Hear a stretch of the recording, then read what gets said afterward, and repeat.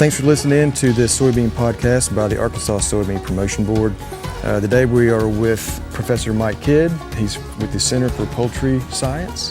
Tell us about your project this year. Hey, thank you for having me. This project is looking at the assessment of different nutrient profiles in soybeans and tracking that through from the field into the broilers for improved efficiency.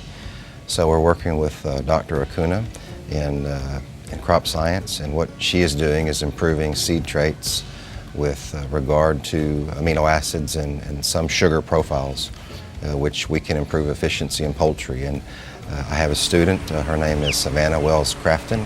She's finishing her master's with me, and she's going to be working on her PhD for this project. And she's very excited about this project because she comes from the Arkansas Delta, and her family they're soybean growers. So for her PhD to be in this area, she's really tickled about that.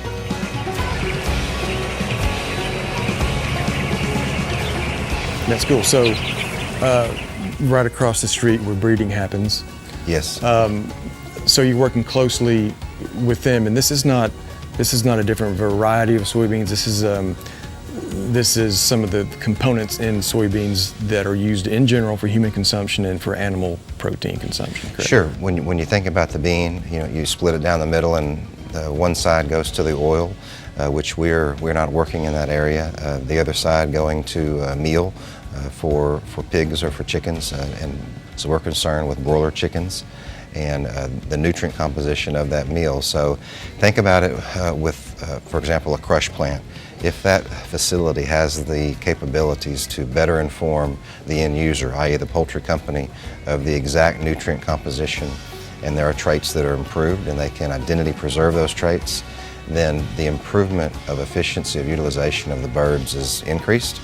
And as a result, the benefits are gleaned from a better feed conversion, a better growth rate on the poultry company side, and then improved sustainability from nutrient utilization, which goes on to pasture spreading of the cleanouts from the poultry house. So you have a different nutrient composition because you better utilize those nutrients for bird performance. So that's what we're focusing on.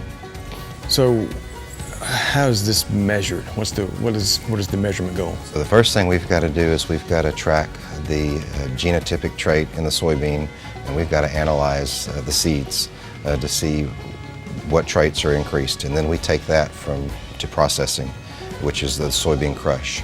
And from there, we then compare those soybeans to other conventional type soybean products in field test. And our field test would be broiler chicken experimentation, where we feed broilers various nutrient composition diets, and we look for their performance and the outcomes from that. Performance weight? Yes, we look at the growth rate, the nutrient utilization, and the attributes of the carcass, which would be the products in the meat type products from the grocery store that you'd be purchasing. Yes, all of that. That's complicated. How does a crush plant separate one truckload after another truckload, one bushel for a bushel? The crush plant is going to be providing a nutrient composition for protein that the purchasing agent and the nutritionist at the poultry company have in their specifications. They'll provide that transparency. They'll provide that, absolutely. Okay, I got you. This study offers the possibility to go further than that, to look at NIR analysis, railcar by railcar, for a rationale for improved traits in seeds, which could be the carbohydrate fraction or the amino acid fraction, which we're primarily focusing on.